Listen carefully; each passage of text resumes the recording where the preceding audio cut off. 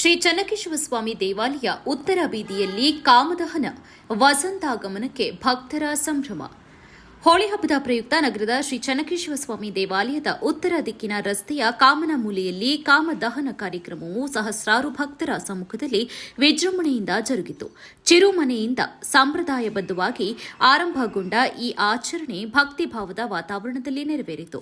ಕಾರ್ಯಕ್ರಮವನ್ನು ಉದ್ದೇಶಿಸಿ ಮಾತನಾಡಿದ ಅರ್ಚಕ ಸುಧೀಂದ್ರ ಆಚಾರ್ ಅವರು, ಕಾಮದಹನ ಕೇವಲ ಆಡಂಬರ, ಮೋಜು, ಮಸ್ತಿ ಅಥವಾ ಸಂಭ್ರಮಕ್ಕಾಗಿ ಆಚರಿಸುವ ಹಬ್ಬವಲ್ಲ. ಇದು ನಮ್ಮಲ್ಲಿರುವ ಅಹಂಕಾರ, ಕಾಮ, ಕ್ರೋಧಾದಿಗಳನ್ನು ಸಂಕೇತವಾಗಿ ದಹಿಸಿ ಸುಖ ಶಾಂತಿಯನ್ನ ಬರಮಾಡಿಕೊಳ್ಳುವ ಸಂಪ್ರದಾಯ.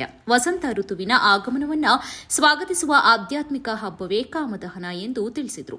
ಸಾವಿರಾರು ವರ್ಷಗಳಿಂದ ದೇವಾಲಯದ ಉತ್ತರ ಬೀದಿಯ ಕಾಮನ ಮೂಲೆಯಲ್ಲಿ ಈ ಪದ್ಧತಿ ನಿರಂತರವಾಗಿ ನಡೆಯುತ್ತಾ ಬಂದಿರೋದು ವಿಶೇಷವೆಂದು ಅವರು ಹೇಳಿದರು. ಹೋಳಿ ಹಬ್ಬದ ಪ್ರಾಮುಖ್ಯತೆ: ಹೋಳಿ ಹಬ್ಬವನ್ನ ದುಷ್ಟತೆಯ ಮೇಲೆ ಸತ್ಯದ ಜಯದ ಸಂಕೇತವಾಗಿ ಆಚರಿಸಲಾಗುತ್ತದೆ. ಹೋಳಿಕಾ ದಹನದ ಮೂಲಕ ಅಸುರ ಶಕ್ತಿಗಳ ನಾಶವನ್ನ ಪ್ರತಿನಿಧಿಸಲಾಗುತ್ತದೆ. ಉತ್ತರ ಭಾರತದಲ್ಲಿ ಬಣ್ಣಗಳ ಹಬ್ಬವಾಗಿ ಪ್ರಸಿದ್ಧವಾಗಿರುವ ಹೋಳಿ ದಕ್ಷಿಣ ಭಾರತದಲ್ಲಿ ಕಾಮದಹನ ರೂಪದಲ್ಲಿ ಆಚರಿಸುವುದು ವಿಶೇಷ. ಪೌರಾಣಿಕ ನಂಬಿಕೆಯ ಪ್ರಕಾರ ಪರಮೇಶ್ವರನ ತಪಸ್ಸನ್ನ ಭಂಗಪಡಿಸಲು ಬಂದ ಕಾಮದೇವನು ದಹನಗೊಂಡ ದಿನವೇ ಕಾಮದಹನ.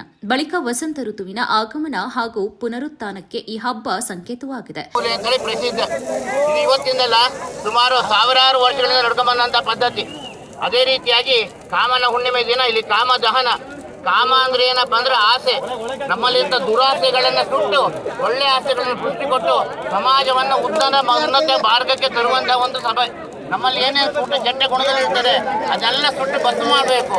ಆ ಭಸ್ಮ ಮಾಡಿ ಒಳ್ಳೆ ಗುಣಗಳನ್ನು ತಂದು ಸಾತ್ವಿಕ ಗುಣಗಳನ್ನು ತಂದು ಸಾತ್ವಿಕ ಜೀವನ ನಡೆಸಿ ಸಮಾಜ ಸುಖೀರಾಜ್ಯವಾಗಬೇಕು ಅನ್ನೋ ಉದ್ದೇಶನಷ್ಟೇ. ಕಾಮದಹನ ಅಂದ್ರೆ ಏನು ಆಟ ಆಡಕ್ಕೆ ಮಾತಾಡಕ್ಕೆ ಅಂತ ಕಾರ್ಯಗಳೆಲ್ಲ.